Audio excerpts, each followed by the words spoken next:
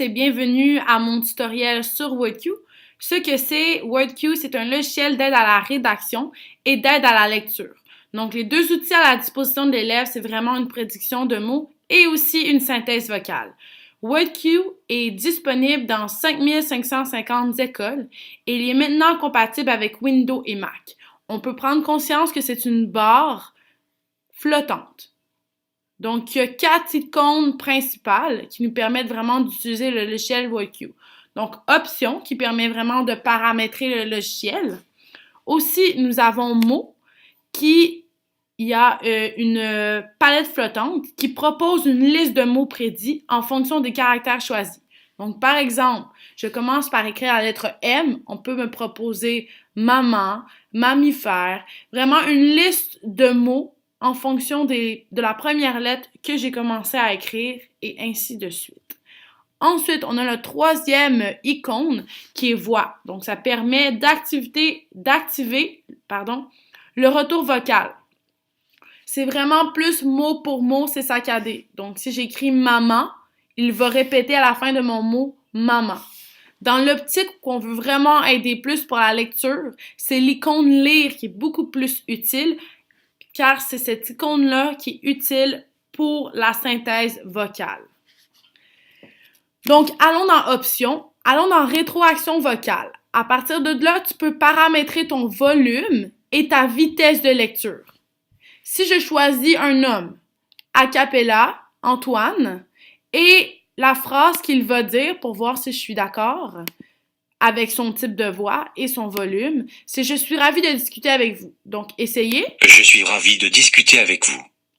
Dans l'optique où qu'on veut diminuer le volume, c'est vraiment ici qu'on peut venir ajuster le volume, mais on demande généralement de le mettre au maximum afin que l'élève entende bien tout ce qui est dit. Au niveau de la vitesse, on peut diminuer la vitesse ou vraiment l'augmenter. Généralement, on parle du milieu, tout dépendant du niveau que l'élève préfère. Et c'est ça qui est intéressant avec WordQ, c'est que c'est vraiment selon chacun des utilisateurs. Si on n'aime pas la voix masculine, on peut très bien y aller avec une voix féminine. Donc, Claire. Je suis ravie de discuter avec vous. Parfait. Donc, cette voix-là nous convient. On peut aller au niveau des rétroactions. Est-ce qu'on veut énoncer les lettres? Choisir quoi lire à voix haute pendant la rédaction. Donc, on préférerait énoncer les mots, énoncer les phrases, pas nécessairement les lettres. Donc, on veut vraiment que l'élève comprenne le mot au complet. Lire à voix haute les prédictions de mots. Donc, ça va permettre à l'élève, lorsqu'il écrit un texte, qu'on puisse entendre aussi qu'est-ce qu'il vient tout juste d'écrire pour savoir si ça a du sens. Au niveau des prononciations, on peut ajouter des mots. C'est ça qui est intéressant avec WordQ, c'est que ça te permet de vraiment créer ta banque de mots extra. Donc, il y a 15 000 mots dans WordQ, mais tu peux ajouter le nombre de mots que tu veux. Par exemple, sofa, qui est plus un nom familier, tu peux l'ajouter et tu peux même choisir de quelle manière tu veux le prononcer.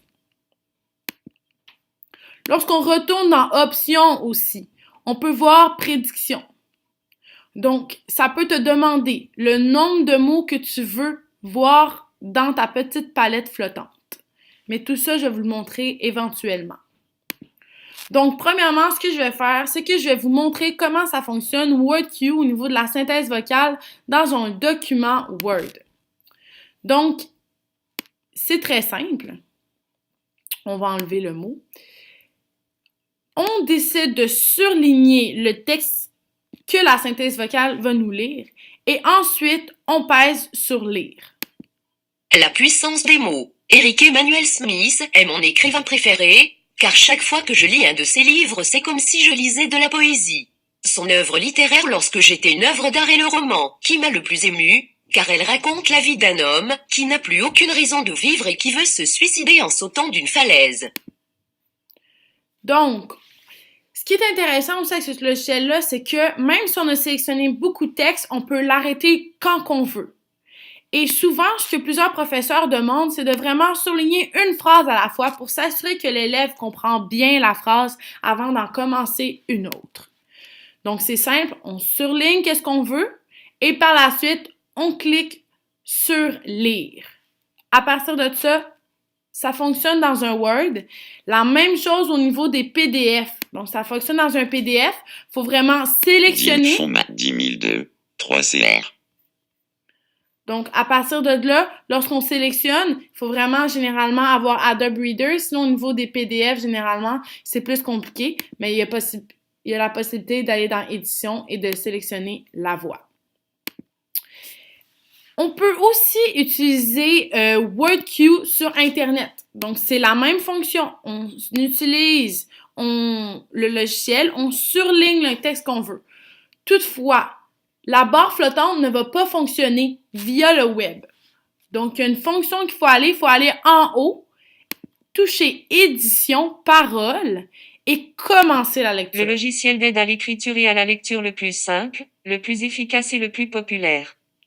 Donc, à partir de là, c'est lu. Mais c'est sûr qu'on se rend compte que sur Internet, il faut aller dans Édition, Paroles, commencer la lecture. Mais dans les PDF et dans les Word, on n'a pas besoin de faire ça.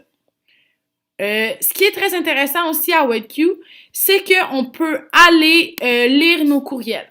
Donc, par exemple, ici, on a le courriel de Mathémo. Donc, quelqu'un qui a besoin de se faire lire ça, il sélectionne. Et ensuite, il va dans Édition, Fonction vocale, commencer la lecture. Bonjour Emma. Période d'essai. Pour essayer WordQ plus PA4 pendant 30 jours, cliquez sur le bouton correspondant à votre système d'exploitation. Super. Donc ça, c'est vraiment pour la synthèse vocale.